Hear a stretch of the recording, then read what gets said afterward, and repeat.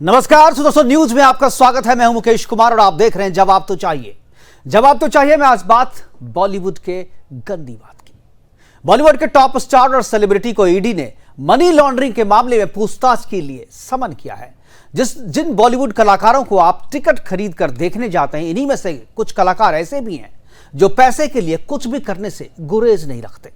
यदि आपके पास पैसा है तो ये आपकी बर्थडे पार्टी, मुंडन, शादी, विवाह, किसी भी कार्यक्रम या पार्टी में जाने की हामी भर सकते हैं। और इसमें कुछ गलत भी नहीं है, क्योंकि ये इनका पेशा है और यही इनकी रोजी रोटी है। ये नाचने, गाने और मनोरंजन के जरिए ही पैसे कमाते हैं और ढेरों कमाते हैं। और जब ढेरों कमा लेते हैं तो ये भूल जाते हैं कि देश का एक कानून भी होता है जो देश के सभी नागरिकों के लिए बराबर होता है और जिसका पालन करना हर नागरिक का कर्तव्य होता है। और इससे भी ज्यादा महत्वपूर्ण ये कि जो लोग इन कलाकारों को नायक बनाते हैं, उनके प्रति इन कलाकारों की भी कुछ नैतिक जिम्मेदारी बनती है। रणबीर कपूर, श्रद्धा कपूर, टाइगर श्रॉफ और कपिल शर्मा जैसे करीब 2 दर्जन बॉलीवुड कलाकार और सेलिब्रिटी को ईडी ने समन भेजा है। इन कलाकारों पर आरोप है कि इन्होंने महादेव ऐप के प्रमोटर सौरभ चंद्राकर की शादी में नाचने, गाने और मेहमान के तौर पर आने के लिए कैश में पेमेंट लिए और यह कैश पेमेंट हवाला के जरिए इन कलाकारों तक पहुंचाया गया। 200 करोड़ की यह शादी दुबई में हुई और जिनकी शादी हुई वो एक गेमिंग ऐप के प्रमोटर हैं। ऐप के प्रमोटर सौरभ चंद्राकर और रवि उप्पल पर 5000 करोड़ की मनी लॉन्ड्रिंग के आरोप है। ये दोनों ही आरोपी मूलतः छत्तीसगढ़ के हैं, जिन्होंने मुंबई में अपने कारोबार की शुरुआत की और फिलहाल दुबई में जाकर बस चुके हैं। बॉलीवुड में इनकी अच्छी पहचान है और आज अपने प्रोग्राम में आपको बताएंगे और जानने की कोशिश करेंगे। लेकिन 2 मुद्दों पर, जिन मुद्दों पर बात करेंगे, हम 2 मुद्दों पर बात करेंगे। एक, बॉलीवुड कलाकारों की नैतिक जिम्मेदारी की, देश के कानून के प्रति उनके नजरिए की, और गेमिंग ऐप के मकरजाल और इनके झांसे में फंसकर तबाह हो रहे बच्चों की, युवाओं की और आम लोगों की। गेमिंग ऐप के जरिए करोड़ों का अनैतिक और इलीगल कारोबार हो रहा है, लेकिन इसे नियंत्रित करने के लिए हमारे पास कोई ठोस कानून नहीं है। आज अपने पैनलिस्ट के साथ हम चर्चा करेंगे और जानने की कोशिश करेंगे कि क्या फिल्म स्टार अपने आप को कानून से ऊपर समझते हैं? क्या बॉलीवुड कलाकार पैसों के लिए कुछ भी कर सकते हैं? और क्या नैतिक और कानून का उल्लंघन करने वाले बॉलीवुड कलाकारों का बहिष्कार कर देना चाहिए? और सबसे अहम यह कि गेमिंग ऐप के जरिए हो रहे अनैतिक और गैरकानूनी कारोबार पर अंकुश कैसे लगाया जाए? करेंगे चर्चा। और चर्चा के लिए हमारे साथ कुछ मेहमान होंगे, उनसे परिचय करवाएंगे। लेकिन उससे पहले एक छोटी सी रिपोर्ट देखते हैं। रिपोर्ट के बाद मेहमानों से परिचय करवाएंगे और चर्चा की शुरुआत करेंगे।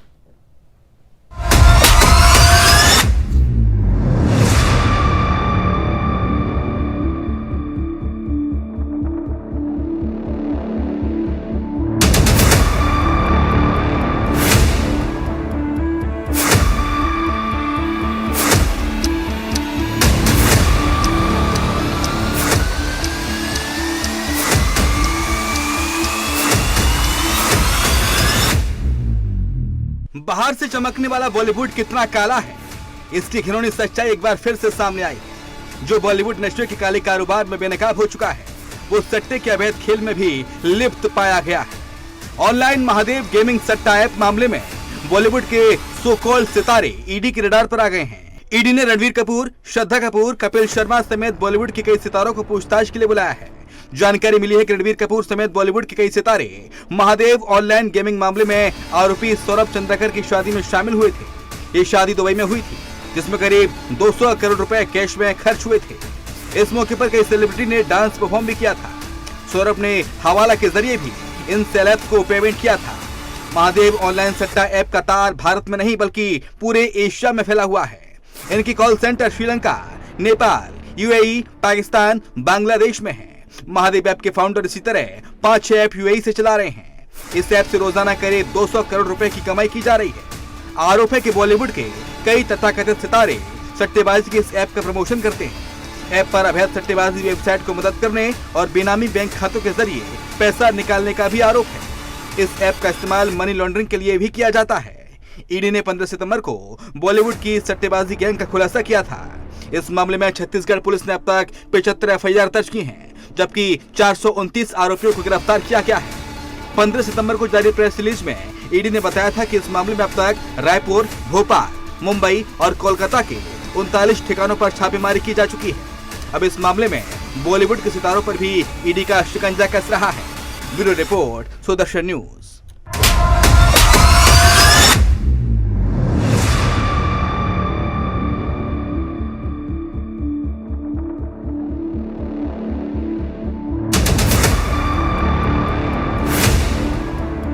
महादेव ऐप जो कि ऑनलाइन बेटिंग ऐप है, इसके संबंध में दुर्ग पुलिस द्वारा शुरू से ही काफ़ी कार्रवाइयाँ की गई हैं। 2021-22 के दौर पे शुरुआती दौर पे हम लोगों ने कार्रवाइयाँ शुरू की थी।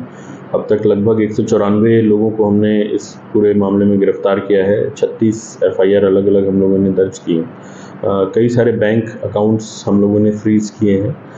करोड़ों का जो अमाउंट है वो उसमें फ्रीज़ है, और जो भी ये बैंक खाते हैं सारे सस्पिशियस हैं। तो इस पे हम लोगों ने लगातार जो पैनल्स वगैरह हैं उनको भी काफ़ी सारे पैनल्स को हम लोगों ने पकड़ा है, पैनल्स का काम रोका है। इसमें दुर्ग भिलाई में लोकल में भी जो काम कर रहे थे उनके ऊपर भी कार्रवाई हुई है, और इनके लिंक से जो बाहरी राज्यों में जहाँ जहाँ पे कार्रवाइयाँ, जहाँ जहाँ पे ये ऑनलाइन बेटिंग ऐप चल रहा था वहाँ पर भी हम लोगों ने जाकर कार्रवाई की है।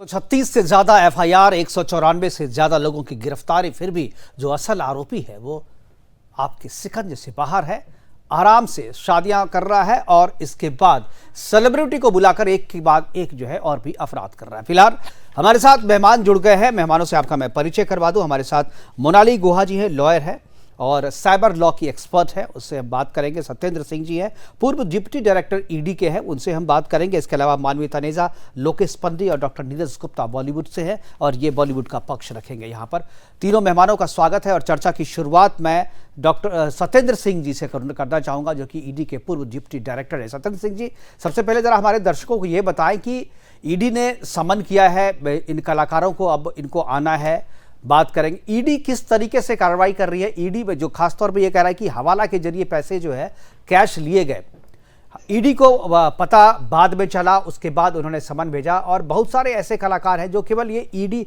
महादेव ऐप के जरिए नहीं बल्कि और भी बहुत सारे ऐसे तरीके हैं जिनके जरिए जो है इस तरीके के काम होते हैं, ईडी के पास सूचनाएं मिलती हैं। क्या समन लेकर के कलाकार को बुला करके क्या पूछा जाएगा? अगर वो टैक्स भर देते हैं, यानी अगर हवाला के जरिए पैसा लाया गया है तो जो पैसे की चोरी की गई है, कर की चोरी की गई है, अगर वो कर भर देते हैं तो क्या इतने भर से उनकी छुट्टी हो जाएगी, या आपने हवाला के जरिए पैसा मंगवाया ये एक ऐसा अपराध है जिसमें आपको जेल भी जाना पड़ सकता है, सिर्फ जुर्माने से बात नहीं बनेगी? क्या है पूरा मसला? मैं चाहूंगा कि इसमें, क्योंकि ईडी की जो जांच हो रही है वो PMLA में हो रही है, ठीक है। PMLA का मतलब ये है कि जो महादेव ऐप के लोग हैं उन्होंने जो इलीगल एक्टिविटीज की, उन इलीगल एक्टिविटी से जो मनी जनरेट किया गया उसको ट्रैक किया जा रहा है कि वो मनी कहाँ कहाँ गया जी। अब यह है कि उसी में से पैसा यदि सेलिब्रिटीज को मिला है, चाहे वो चेक से गया है या आप जैसा एक आरोप है कि हवाला से गया। हवाला का मतलब ये होता है कि जो अपने आम भाषा में तो हम कह देते हैं इसको हवाला जी।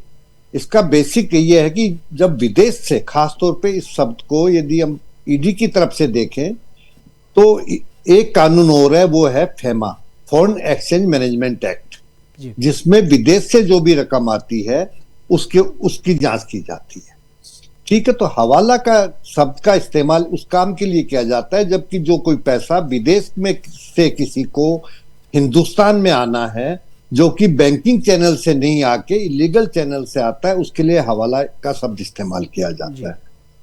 और जहां तक लोकल हवाले की बात है, देखिए हवाला दो तरह का, एक अंतर्राष्ट्रीय हवाला, एक लोकल।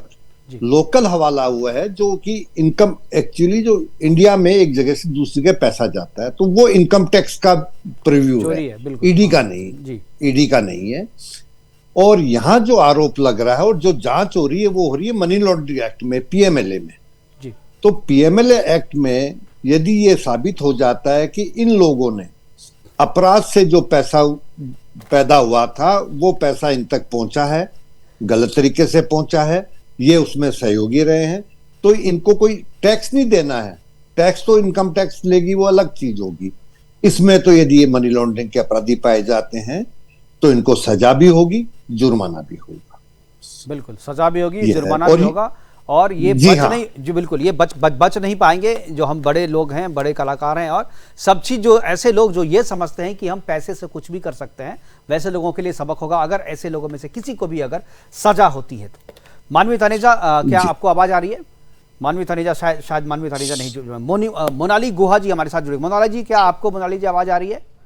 जी जी मोनाली जी, ये जो अभी सत्येंद्र जी ने बताया, ये तो सबको पता है, लेकिन भारत में जो हमारा कानून है खासतौर पे इस तरीके के अपराध को रोकने के लिए, क्योंकि ये ईडी की बात या फेमा की बात मैं नहीं कर रहा हूं, मैं महादेव ऐप के जरिए जो जिस तरीके से ऐप के जरिए कमाई की जाती है, ये थोड़ा बॉलीवुड ने जो पैसा लिया हवाले दे रहे उससे थोड़ा अलग है, क्योंकि मूल में महादेव ऐप है और ऐप में जिस तरीके के अनैतिक कार्य किए जा रहे हैं ऐप के जरिए और इलीगल पैसा का लेन देन किया जा रहा है, क्या आपको लगता है कि हमारे पास जो अभी मौजूदा कानून है वो कानून इस तरीके की एक्टिविटीज पर अंकुश लगाने के लिए काफी है? जो लोग इसमें इन्वॉल्व हैं वो क्या इस कानून से रोके जा सकते हैं? सर मुझे लगता है कि पहले तो बात यही है कि गैम्बलिंग को ही प्रॉपरली डिफाइन नहीं किया गया है। आप अगर उसकी डीप डेफिनेशंस देखेंगे तो वहाँ पर गेम ऑफ चांस आता है, गेम ऑफ स्किल्स आते हैं, तो कुछ ऐसी कैटेगरीज हैं जहाँ पर इनको कुछ ऐसे गेम्स हैं जिनको गेम ऑफ स्किल्स से जोड़ा जाता है, जहाँ पर जो प्लेयर है उसके अपने स्किल्स पे उसकी जीत और हार डिपेंडेंट होती है, कहीं ना कहीं उसका एक प्रायर नॉलेज होता है। लेकिन गेम ऑफ चांस में ऐसा होता है कि उसका लक या उसके भाग्य पे डिपेंड करता है। लेकिन ऐसे कितने कौन कौन से गेम्स हैं जो इस अलग अलग कानूनों में आते हैं वो काफी ज्यादा क्लियर नहीं है। अभी अगर इंडिया की बात की जाए तो public gambling act of 1867 usually use होता है, लेकिन ये जो गैम्बलिंग है वो एक स्टेट सब्जेक्ट है इंडियन कॉन्स्टिट्यूशन के 7th शेड्यूल की 2nd लिस्ट में। तो लगभग हर एक स्टेट के पास अपनी एक आजादी है कि वो अपने लिए ऐसे कानून बना सकते हैं। छत्तीसगढ़ में अभी पिछले साल ही आया है छत्तीसगढ़ जुआ प्रतिषेध अधिनियम 2022, यानी कि अलग अलग स्टेट्स अलग अलग अपने अपने रिक्वायरमेंट के हिसाब से, अपने अपने स्टेट्स के हिसाब से कि आप कुछ परिस्थितियां उसके हिसाब से इस तरह के एक्शंस ले रहे हैं, कानून लेकर आ रहे हैं। मगर ये काफी बड़ा एम्बिट है। आप देखेंगे कि जो नॉर्मल गैम्बलिंग होती है जहाँ पे हम या जो नॉर्मल इस तरह के एक्ट्स हैं या जो गेम्स हैं जहाँ पर गेम ऑफ चांस कह लें या स्किल्स कह लें, वो नेचुरल हैं। बट जब आप बात करते हैं इंटरनेट की या ऑनलाइन की या प्रोग्राम या सॉफ्टवेयर की, वहां पर सॉफ्टवेयर में कोडिंग के माध्यम से भी छेड़खानी पॉसिबल होती है। तो जो लोग ये सोचते हैं कि शायद उनका नंबर लगेगा, जो वो वेट कर रहे होते हैं, कई बार ये कोडिंग से इसमें छेड़छाड़ पॉसिबल होती है। तो एक उदाहरण हम ये ले सकते हैं कि अगर कोडिंग में कुछ इस तरह से गड़बड़ कर दी जाए कि 10th नंबर का ही प्लेयर जीतेगा, तो जो भी रैंडम पर्सन 10th नंबर पे आएगा वो जीतेगा, यानी कि ये बहुत बड़ा एम्बिट हो जाता है। अपार्ट फ्रॉम दिस, अभी यहाँ पर जो छत्तीसगढ़ का कानून है वो काफी ज्यादा अच्छा है। 2 साल से लेके 5 साल तक का जुर्माना है इसमें, और सॉरी जेल है, और 1 लाख से लेके 5 लाख तक का जुर्माना है। तो ये स्टेट टू स्टेट वेरी करता है। लेकिन जब यहाँ पर बात ऑनलाइन शब्द की आती है तो मुझे लगता है कि ऑनलाइन की कोई सीमा नहीं होती है। आप उसको पूरे नेशनल लेवल पे भी देख सकते हैं, इंटरनेशनल लेवल पर भी देख सकते हैं। तो मुझे लगता है कि इसको एक इंटरनेशनल लेवल पे एक कोऑर्डिनेटेड एफर्ट्स के साथ कंट्रोल करने की जरूरत है, क्योंकि महादेव ऐप में भी देखिए दुबई से कनेक्शंस हैं, अदर नेशन से कनेक्शंस हैं। तो इसको लिमिटेड किसी एक स्टेट लॉ के साथ नहीं किया जा सकता। तो जरूरत है कि नेशनल लेवल पर भी कड़े कानून लाए जाएं, क्योंकि 1867 काफी पुराना समय है और इंटरनेट का दूर दूर तक वहां का कोई कनेक्शन ही नहीं होता। तो ऑनलाइन वाला शब्द मोनाली जी, एक तो मुझे लग रहा है कि 2018 या 19 में एक कोई बिल जो है सरकार ने पास किया था, उसमें एसआरओ का जिक्र है। एसआरओ सेल्फ रेगुलेशन ऑर्गेनाइजेशन जो किया था, और उन्होंने कहा था कि भाई इसको सेल्फ रेगुलेशन अथॉरिटी जो वो बनेगी और स्टेट उसको जो है उसी से परमिशन लेकर के इस तरीके के गैम्बलिंग ऐप जो है वो अपना ऑपरेशन कर सकेंगे। क्या आपको लगता है कि ये जो, और खासतौर पर मुझे लगता है कि जहाँ तक मेरी जानकारी है, मुझे याद आ रहा है कि ये जो है एक गाइडलाइन थी और ये केवल एक जो है इसमें कोई सजा का प्रावधान नहीं था, इसलिए भी शायद इस तरीके के ऐप की संख्या अभी बढ़ गई है और बड़े बड़े सेलिब्रिटीज जो हैं वो इस तरीके के ऐप का एडवर्टाइजमेंट करते हुए देखे जा सकते हैं, प्रमोट करते हुए। सोनाली है कि हम इसमें कैटेगराइजेशन करें कि ऑनलाइन गेम कौन सा है, कौन से ऐसे गेम्स हैं जो गैम्बलिंग में इंक्लूडेड हैं, और उसमें भी ऐसे कौन कौन से गेम हैं जो कि like game of skill end game of chance में आते हैं। ये प्रॉपर कैटेगराइजेशन बहुत ज्यादा जरूरी है। आप देखेंगे अलग स्टेट्स के केसेस अलग अलग नियम कानून से डील होते हैं, लेकिन अगर वहीं प्लेयर्स अगर अदर स्टेट्स के आ जाते हैं या आउट ऑफ इंडिया के आ जाते हैं तो काफी ज्यादा मुश्किल हो जाता है। तो मुझे लगता है कि सिर्फ गाइडलाइन की नहीं, यहाँ पे स्ट्रिक्ट लॉज की बहुत ज्यादा जरूरत है और प्रॉपरली इंटरनेट को कंट्रोल करने की जरूरत है। आप देखेंगे कि लोग वीपीएन्स के थ्रू इस तरह के गेम इंस्टॉल कर लेते हैं जो प्रॉपरली आपके ऑफिशियल प्ले स्टोर्स पर अवेलेबल नहीं होते, और कई ऐसे तरीके हैं जिसमें कि इनके क्रैक वर्जन या इनके जो मॉड ऐप्स होते हैं वो लोग इस्तेमाल कर लेते हैं। तो कहीं ना कहीं इंटरनेट पे तगड़ी निगरानी की भी जरूरत है, प्लस लॉस की भी जरूरत है। और एक और बड़ा पॉइंट यहाँ पे बीइंग अ साइबर एक्सपर्ट मैं बताना चाहूंगी, ऑनलाइन ये जो गैम्बलिंग ऐप्स होते हैं, ऐसा नहीं कि केवल आपको गेमिंग का ही प्लेटफॉर्म देते हैं, ये कहीं ना कहीं आपके फोन को प्रॉपरली हैक कर सकते हैं, आपका डेटा लीक हो सकता है, आपके कॉल सुने जा सकते हैं, आपके एसएमएस ओटीपीज पढ़े जा सकते हैं, बिल्कुल बिल्कुल, आपकी निजता का भी हनन हो सकता है। बिल्कुल बिल्कुल, ये हमारे साथ चूंकि ये बॉलीवुड से जुड़ा हुआ मामला है, बॉलीवुड के दो कलाकार हमारे साथ जुड़ गए हैं। लोकेश पंडित जी हैं, काफ़ी धूम मचा के रखा हुआ है इन्होंने अभी इंटरनेट पे, और वेब सीरीज़ वगैरह इनके हैं। डॉक्टर नीरज गुप्ता, दोनों ने काफ़ी धूम मचा के रखा है और इस तरीके के वाक़ये से वाकिफ़ हैं बहुत अच्छी तरीके से। लोकेश जी, क्या आवाज़ मिल रही है आपको? बिल्कुल आ रही है जी। लोकेश जी, जरा मैं आपसे ये जानना चाहूँगा, ये क्या हुआ नहीं हुआ, ये इस तकनीकी सवाल में आपको मैं नहीं उलझाऊंगा। मैं जानना चाहूँगा कि जब कोई सेलिब्रिटी, चाहे वो बॉलीवुड का सेलिब्रिटी हो, चाहे स्पोर्ट्स हो से आता हो, या चाहे किसी भी क्षेत्र का सेलिब्रिटी हो, वो जब इस तरीके की चीज़ों को प्रमोट करता है या जब इस तरीके की इलीगल एक्टिविटीज़ पे वो शामिल होता है, तो उसका प्रभाव आप कह सकते हैं बॉलीवुड वाले कलाकार की भाई हम, ये मेरी रोजी रोटी है, हम पैसे के लिए कर रहे हैं ये।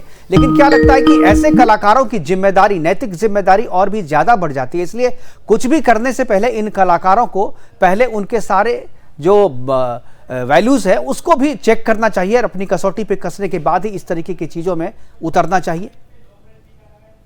सही कह रहे हैं सर। और मैं आपकी जी, सबसे बड़ी बात यह है कि सबसे पहले तो हमें धन्यवाद करना चाहिए हमारी सरकार का, ईडी का, जी, जिन्होंने इतना बड़ा खुलासा किया है। और दूसरी बात यह कि कानून से ऊपर कोई भी नहीं है, चाहे वो अभिनेता हो, चाहे वो निर्देशक हो, चाहे वो कोई राजनीतिज्ञ हो या कोई व्यवसायी हो। सबसे बड़ा हमारे देश में सबसे बड़ी चीज है कानून, है संविधान। और दूसरा, कुछ लोग अगर इस तरीके का काम करते हैं या हवाले के जरिए या जिस तरीके से ब्लैक मनी को जिस तरीके से, या कोई ऐप बना के गेमिंग ऐप, जिससे आज ये एक ऐप नहीं है सर, ऐसे बहुत सारे हजारों ऐप है जिसमें हमारी जनरेशन यानी कि यंग जनरेशन भी खराब हो रही है, बर्बाद हो रही है, वो पैसा लगवाते हैं। इसमें हमारी सरकार को कुछ सख्त सख्त कानून बनाने चाहिए और इस पर रोक लगनी चाहिए। लेकिन इंटरनेट का जमाना है, आप कहां तक रोक पाएंगे, बहुत सारे कितने कानून बना पाएंगे, और ऐसी हजारों लाखों ऐप है। फिर भी मैं एक बात कहना चाहूंगा, हमारे बॉलीवुड को बदनाम करने का भी कुछ षड्यंत्र हो सकता है, कुछ लोग हो सकता है शामिल हो, लेकिन सभी लोग ऐसे हैं ऐसा कुछ भी नहीं। अभी हमारे बॉलीवुड में अच्छी अच्छी फिल्में आ रही है, आज बॉलीवुड का फिर से कहते हैं ग्रोथ रेट बढ़ रहा है, आज विश्व में फिर से बॉलीवुड की एक पहचान बन रही है, और हम चाहते हैं कि बॉलीवुड को पहचान कायम रहे, वो बढ़े दिन ब दिन, उसमें कोई बदनाम, इस तरीके के लोग बदनाम ना हो, कोई गलत काम ना करें। क्योंकि देखो, अगर ईमानदारी से मैं करूं, अगर आप ईमानदारी से 1 रुपया कमाते हैं और आपको नींद आ जाती है, तो इससे बड़ी कोई बात नहीं हो सकती। आप आइकॉन है, आपको लोग देखते हैं। अगर हम लोग ही कुछ गड़बड़ करेंगे, गलत करेंगे, तो आने वाली जनरेशन पे जो लोग हमें देखते हैं, जो हमें फॉलो करते हैं, उन पर क्या प्रभाव पड़ेगा, ये भी बहुत बड़ा सवाल है। और मैं तो सबसे आशा करता हूँ कि इसकी परत दर परत खुलनी चाहिए और इसके खुलासे होने चाहिए, पता चलना चाहिए कि कौन कौन लोग इसमें इन्वॉल्व है, कितनी तह तक इन्वॉल्व है। मैं तो ईडी को ईडी को बहुत बहुत धन्यवाद करना चाहूंगा, हमारी सरकार को धन्यवाद करना चाहूंगा, जिन्होंने इतना बड़ा खुलासा किया, जिन्होंने बताया कि हाँ ये खेल चल रहा है। बिल्कुल, ये कोई पहली बार नहीं हुआ है, इससे पहले भी हम लोगों ने देखा है कि किस तरीके से दुबई में कलाकार जो है यहाँ से जा करके वहाँ पर परफॉर्म करते हैं और उसके पैसे किस तरीके से कहाँ आते हैं। ये बात तो वहाँ उस समय मुझे लगता है कि ईडी शायद इतनी एक्टिव नहीं थी, इस समय ईडी ने कभी कोई खुलासा नहीं किया कि पैसे का लेन देन कैसे हुआ, या वो वहाँ जा करके कर्टसी में डांस कर रहे थे वो दुबई में, ये सारी चीज़ें नहीं है। लेकिन जो बॉलीवुड कलाकार हैं उनका अंडरवर्ल्ड से संबंध और इस तरीके की पार्टियों में जाना पुराना मतलब एक किस्सा रहा है और बराबर इस तरीके की खबरें जो है वो आती रहती है। डॉक्टर नीरज गुप्ता जी, क्या आपको लगता है ये जो हुआ है ये अनैतिक कार्य है और इसमें जो कलाकार जिनको समन किया गया वो खुद ही आकर के बताएं और अपना जो गुनाह है वो एक्सेप्ट करें और कहें कि हाँ मुझसे गलती हुई है और सज़ा जो है वो सब कानून उसे दे उसी हिसाब से? डॉक्टर नीरज जी, ये उन सभी की नैतिक जिम्मेदारी बनती है कि उन्हें आके खुद ही बता देना चाहिए कि ऐसे ऐसे ये बात है। क्योंकि देखिए, बॉलीवुड जो कला क्षेत्र है, इससे लाखों करोड़ों लोगों की रोजी रोटी इस क्षेत्र से जुड़ी हुई है। और आज की डेट में जैसे आप देख रहे हैं कि एक बहुत ऊंचे मुकाम पे हमारे देश का बॉलीवुड जो है आज हॉलीवुड को टक्कर दे रहा है। हमारी साउथ की इंडस्ट्री देखिए कितनी बहुत मतलब एक बेहतरीन तरीके की जो फिल्में बना रही है। कुछ है ठीक है, कुछ लोग हैं बॉलीवुड में जो इस प्रकार के हो सकते हैं, लेकिन पूरे बॉलीवुड को ब्लेम देना ठीक नहीं है। इसमें कहीं ना कहीं मेरा मानना है कि इन चीजों से जो बॉलीवुड के कलाकार हैं उन्हें बचना चाहिए। बिल्कुल। जो कर रहे हैं उनको बचना चाहिए। और ये पूरा बॉलीवुड जो है, मैंने भी कहा है कि कुछ कलाकार जो ऐसे हैं, और खासतौर से ये कलाकार वैसे हैं जिनका अपना एक मुकाम है, जो अपनी एक पहचान बना चुके हैं, और वो अगर इस तरीके की चीज़ों में अगर नहीं भी रहे तो भी उनको जो जितना पसंद करते हैं लोग, जितना प्यार दे रहे हैं भारत के दर्शक उसको, मुझे लगता है कि वो मोर देन इनफ है। इसलिए उनकी जिम्मेदारी ज़्यादा बनती है कि वो इस तरीके के गैर कानूनी काम में शामिल नहीं हो। और ख़ासतौर पर जब वो लूडो ऐप का या तीन पत्ती ऐप का, ऐसे ऐप का वो जाकर के प्रमोट करते हैं, तो उनको पहले जानना चाहिए कि इस ऐप के जरिए हो क्या रहा है, इसका समाज पे असर क्या पड़ने वाला है। डॉक्टर सत्येंद्र सिंह जी हमारे साथ हैं। सत्येंद्र सिंह जी, क्या आपको लगता है ऐप के जरिए जो इलीगल कारोबार हो रहा है पैसे का, 2 नंबर का 1 नंबर किया जा रहा है, क्या इसको रोकने के लिए ईडी के पास अधिकार हैं, या जो कानून है, जैसा कि अभी हमने इनसे भी पूछा, मुनाली जी से भी पूछा, कानून की सख्त जरूरत है, ठोस कानून नहीं है हमारे पास, क्या आप लोगों ने भी ये ठोस कानून की जरूरत महसूस की अपने कार्यकाल के दौरान? देखिए, जैसा सोनाली जी ने बताया कि गैम्बलिंग जो है वो प्रॉपर डिफाइन ही नहीं है। बिल्कुल, जब प्रॉपर डिफाइन नहीं होगी तो अपराध इसी की लीगल लूप होल का फायदा उठाकर इस तरह के बैटिंग ऐप और जो है ऑपरेट कर रहे हैं। और जब ये कभी कभी पकड़ में आते हैं, देखिए अब साइबर के अंदर इतने अकाउंट्स खोले जाते हैं, मनी की ट्रेल को पकड़ना बड़ा मुश्किल हो जाता है। तो इसके लिए एकदम सही है कि एकदम क्लियर कानून होना चाहिए, जिसकी वर्डिंग बड़ी क्लियर हो कि इसके अंदर ये चीज आती है जो कि अपराध है इस देश में करना। बिल्कुल, तभी इसको रोका जा सकेगा।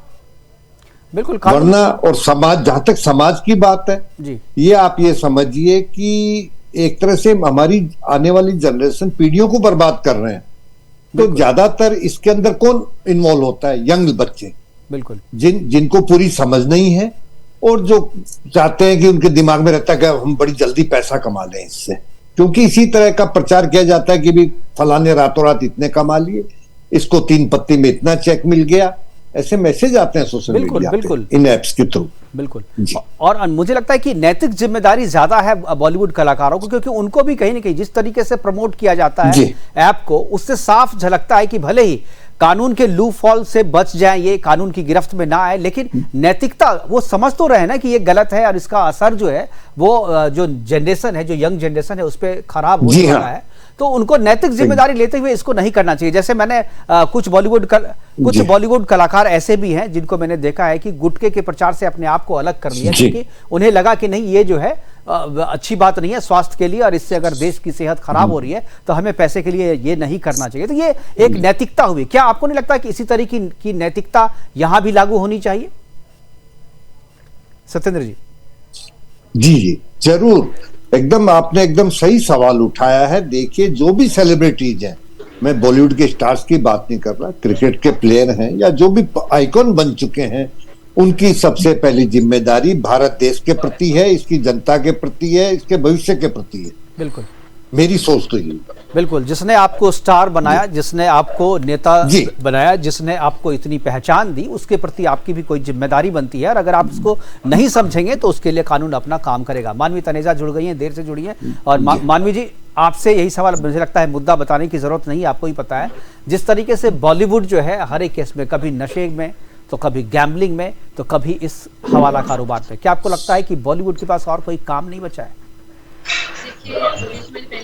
मानवी, बॉलीवुड हमेशा से ही सॉफ्ट टारगेट रहा है। मेरा ऑडियो में प्रॉब्लम आ रही है, थोड़ी चेक करा दीजिए। बॉलीवुड ना हमेशा से ही सॉफ्ट टारगेट रहा है, कहीं ना कहीं बॉलीवुड को इस शिकंजे में आपने कर दिया है। अब मुझे ये समझ में नहीं आता, जो गेमिंग ऐप है, क्या इसका जो प्रमोशन है, पहले तो ये गेमिंग ऐप बंद हो जानी चाहिए मेरे हिसाब से, इसको बैन कर दीजिए। जब गवर्नमेंट चाइना की दूसरी ऐप को बंद कर सकते हैं तो ये गेमिंग ऐप को क्यों छोड़ा? आप इसको बंद कर दीजिए, रहेगी तभी किसी न किसी को अट्रैक्ट करेगी, यूथ को अट्रैक्ट करेगी। आप इसको बैन नहीं करते हैं। अब आप आ जाते हैं इसको प्रमोट करने की। अब आप कहते हैं बॉलीवुड के कुछ सितारे हैं जो इनको प्रमोट कर रहे हैं, लेकिन ये जो पैनल में तमाम बैठे हैं, क्या भूल गए हैं जो नेशनल लेवल के प्लेयर और इंटरनेशनल लेवल के प्लेयर जब इसको प्रमोट करते हैं तब उनको कोई प्रॉब्लम नहीं होती। अब इन्होंने आइकन की बात करी मुझसे पहले, जो बड़े भाई हैं, अब आइकन में तो प्लेयर्स भी बहुत बड़े आइकन है, लोगों के फैन फॉलोइंग प्लेयर्स को बहुत है, लेकिन प्लेयर्स उसको प्रमोट करते हैं, ये सारी ऐप्स को, गेमिंग ऐप्स को, जो घर को बर्बाद कर चुके हैं, लेकिन ये प्लेयर्स के लिए कुछ नहीं बोलेंगे। अब मैं ये बोलना चाहती हूं, मैंने अपने शुरुआती इंटरव्यू में मैंने कहा है इस बात को, जो भी सेलिब्रिटी, चाहे वो खेल की दुनिया से आते हो, चाहे वो फिल्म की दुनिया से आते हो, चाहे वो नेता ही क्यों ना हो, चाहे वो कोई सामाजिक कार्यकर्ता ही क्यों ना हो, जिनको भी जनता ने आइकन बनाया है, नायक बनाया है, उनकी जिम्मेदारी मुझसे और आपसे ज्यादा बनती है। ये बात है। भले आपके साथी कलाकारों ने क्या कहा, वो जब निश्चित तौर पे ये कह रहे थे, उससे हमारी बात है, लेकिन हम ये मानते हैं जो आप कह रही, मैं बिल्कुल तो इस बात को बैन क्यों नहीं करा देते? अगर आपको इतनी प्रॉब्लम है इस ऐप से और आपको लगता है ये ऐप लीगल नहीं है, तो आप बैन करा दीजिए। चाइना की कितनी सारी ऐप्स है जो बैन हो चुकी हैं, जो हम उसको यूज नहीं कर सकते, तो इस ऐप को बैन करने की किस चीज की वेट हो रही है, मुझे समझ में आता। और दूसरी, जो आप बॉलीवुड की बात करते हैं, देखिए हम कॉन्ट्रैक्ट बेसिस पे काम करते हैं, हमारे न्यू क्लाइंट्स होते हैं, रोज हम कितने नए नए लोगों को मिलते हैं, तो बहुत मुश्किल हो जाता है किसी का बैकग्राउंड चेक कराना उस वक्त कि आप को कहां से पैसा आ रहा है। उनसे देखिए, उनसे आईटीआर तो मांग नहीं सकते, कई बार परफॉर्मेंस होता है, कई बार हमारे को अपीयरेंस करना होता है। फिल्म में ही काम कीजिए ना, फिल्में है ना, सीरियल है, अब तो ओटीटी प्लेटफॉर्म वहीं पे रही है ना, आप क्यों चले जाती हैं इसमें? आप दूसरे के शादी विवाह में डांस करने के लिए, नाचने गाने के लिए क्यों पैसे के लिए चले जाते हैं? और अगर जाते हैं तो आप चेक से पैसे लीजिए ना। हम उनसे मांगेंगे, अपना लेटर दे दीजिए, तब हम उसमें आपके उसमें शो में आएंगे कि नहीं आएंगे। दूसरी बात ये, जाते हैं, हमें डांस के लिए बुलाया जाते हैं, क्योंकि नहीं जाने में कोई नहीं, आप पेमेंट इसमें, इस मामले में क्या है मानवी जी, ये मामला क्या है? मामला इसमें आपको भी समझना है कि काम नहीं होता, तो पैसे, जब तक पैसे नहीं आएंगे हम अपना गुजारा कैसे करेंगे? तो अपीयरेंस करते हैं, इसीलिए तो देखिए हमने अपने पे मेहनत करी है। Fan following. लोकेश पंडित जी आपका जवाब देना चाहते हैं। जी लोकेश जी कुछ बोलना चाह रहे हैं। जी लोकेश जी बोलिए जरा, लोकेश जी का ऑडियो दीजिए, लोकेश जी का जरा ऑडियो दीजिए। हाँ, आवाज आ रही है सर? जी आ रही है, जी आ रही है। देखिए, मैं ये कहना चाहता हूँ कि अभी जैसे कि मैम ने बताया कि हाँ ये ऐप बंद करने चाहिए। अब सरकार देखो कहाँ तक ऐप बंद करेगी। ऐसी एक कम से कम हजारों लाखों ऐसी ऐप है जो गेमिंग ऐप है, यानी कि इसमें बॉलीवुड के कुछ लोग ही नहीं, मैं आपको बताऊंगा कि हमारे तो चाइनीज ऐप छोड़ देते ना, हमारे लाखों तो चाइनीज ऐप सारी बंद कर दी। अरे मानवी जी बोलने दीजिए ना, प्लीज बीच में मत बोलिए प्लीज। बात सही है, लेकिन उस कितना ऐप कहाँ तक आप बंद करेंगे, क्योंकि रोज नई ऐप आ जाती है, रोज सैकड़ों ऐप रोज नहीं खोल रही। वो भी देखिए, सबका एक कर्तव्य बनता है, हमारे लोगों का भी कर्तव्य बनता है, चाहे वो हमारे आसपास जितने भी लोग हैं, चाहे वो बॉलीवुड के लोग हैं, चाहे वो आम लोग हैं, चाहे वो खास लोग हैं। देखिए, हमें भी थोड़ा जागरूक रहने की आवश्यकता है। हमें ऐसे कामों से, ऐसी ऐपों से बचना चाहिए जिसमें लोगों को बरगलाते हैं। आप सही कह रहे हैं कि कुछ लोग हैं जो इस चीज का प्रचार भी करते हैं, वो कहते हैं कि ये गेम खेलिए, ये खेलिए। हमारे कुछ सेलिब्रिटी में, जो मैं कहना चाहूंगा, ठीक है आप पैसों के लिए काम करते हैं, लेकिन पैसों के लिए आप अपने जमीर को मत बेचिए। आप अपने लिए काम करिए। आपको लगे हाँ कि मैंने कुछ काम किया है। कुछ लोग हो सकते हैं कि सभी लोग अगर ऐसे ही नहीं होंगे, कुछ लोग अच्छे भी हैं, कुछ लोग बुरे भी हैं, ये हर जगह आपको मिल जाएंगे, हर क्षेत्र में मिल जाएंगे। बाकी कहने का मतलब ये है कि हम सरकार भी ऐप बंद करती है, ऐसी बात नहीं, बंद लगातार बंद कर रही है, लेकिन लगातार ऐसी ऐप खुलती है। आप नेट पे जाकर देखिए, दुनिया भर की ऐप है। आज की जनरेशन, बच्चे बिगड़ रहे हैं, लोग बिगड़ रहे हैं। आप कहीं भी जाकर देखिए, मोहल्ले क्षेत्र में आपको आपके आस पड़ोस में मिल जाएंगे जो बच्चे के गेम खेलते हैं, वो गेमिंग में पैसा लगा रहे हैं।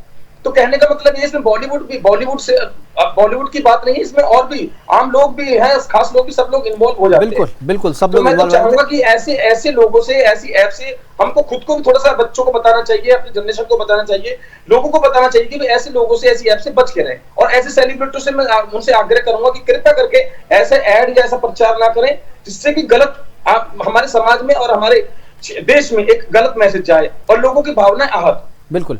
मैं अपने जितने भी पैनलिस्ट हैं उन सबसे मेरा एक सवाल है, और शुरुआत मैं मोदाली जी से करूंगा। मोदाली जी, जैसे हम लोगों ने कहा कि भाई एक सख्त कानून की ज़रूरत है, ठोस कानून की ज़रूरत है, लेकिन कानून अगर बन भी जाए, क्योंकि मैंने कुछ साइबर सेल के जो बड़े अधिकारी हैं, जो इंचार्ज हैं, उनसे मेरी बात हुई है इसी मसले को लेकर। उन्होंने कहा कि ये तो पता चल जाता है कि ये चीज़ें हुई है, कहाँ से हुई है, कैसे हुई हैं, लेकिन उसको चेक कर पाना, उसको रोक पाना जो है बड़ा मुश्किल है। उन्होंने एक उदाहरण दिया मुझे कि अभी सेक्सटॉर्शन हो रहा है कि आपके मोबाइल पे जो है वो कॉल किया जाएगा, वीडियो कॉल, और आपने उसे उठाया, आपसे उसी तरीके की बात करेंगे, और आपने जहां उसमें उसी तरीके का जवाब दिया, उसके बाद वो आपको रिकॉर्ड कर लेंगे, फिर आपको जो है वो ब्लैकमेल करेंगे।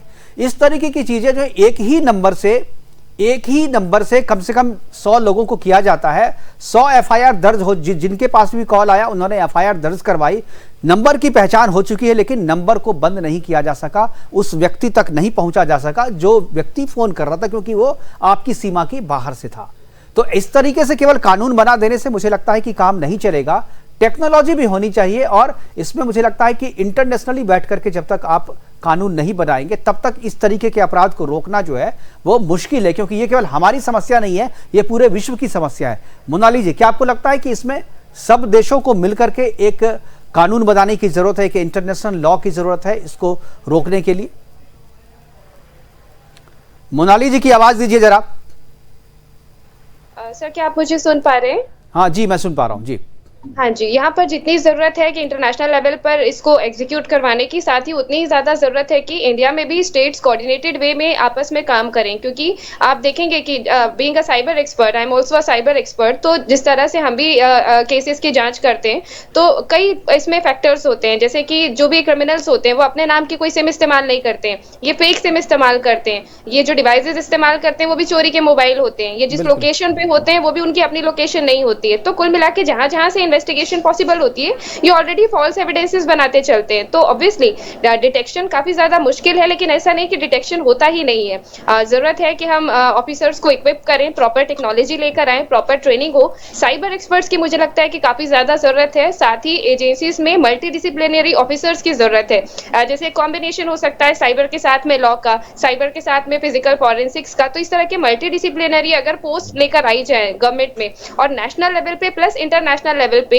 यूनिफाइड वे में डेटाबेस बनाकर अगर काम किया जाए तो काफी हद तक उसका समाधान मिल सकता है। जैसे आपने उदाहरण लिया कि एक ही अपराधी एक ही नंबर से 100 लोगों के साथ में अपराध करता है, लेकिन फिर भी दिक्कत होती है, तो अगर एक यूनिफाइड ऐसा सिस्टम रखा है जिसमें एविडेंसेस को मैच किया जाए कि इस आईपी एड्रेस से आने वाले कॉल्स या इस पर्टिकुलर मोबाइल नंबर से आने वाले कॉल के लिए क्या किसी डिपार्टमेंट में या पुलिस डिपार्टमेंट में कोई ऑलरेडी एफआईआर दर्ज है, इनका एक कॉमन डेटाबेस हो कि एक डेजिग्नेटेड ऑफिसर उसको एक्सेस कर पाए, तो मुझे लगता है कि काफी जल्दी केसेस सॉल्व भी होंगे। मान भी लीजिए, मैं तो कह रहा हूं कि मान लीजिए उनको पता है, जैसे ही एक व्यक्ति ने वहां पर शिकायत की मेरे साथ इस नंबर से ऐसा हुआ, उन्होंने कहा कि इस नंबर से तो जो है 100 एफआईआर पहले ही दर्ज है, अब वो बोले भाई इसमें कुछ नहीं कर सकते, तो भाई अब आप जानकारी देकर के क्या करेंगे? आप उसे रोक तो नहीं पा रहे हैं ना, वो 101वां शिकार भी बना रहा होगा, आगे भी बना रहा होगा, तो आपको जानकारी हासिल हो गई इस आईपी एड्रेस से किया गया, इससे क्या फायदा आपका?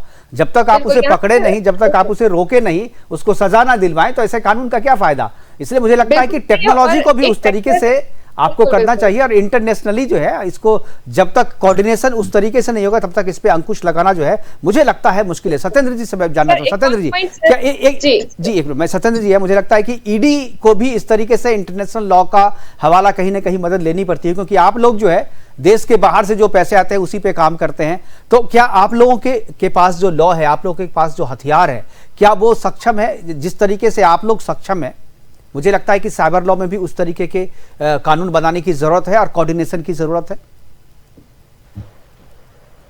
सत्येंद्र जी, सत्येंद्र जी का ऑडियो जरा ठीक कीजिए।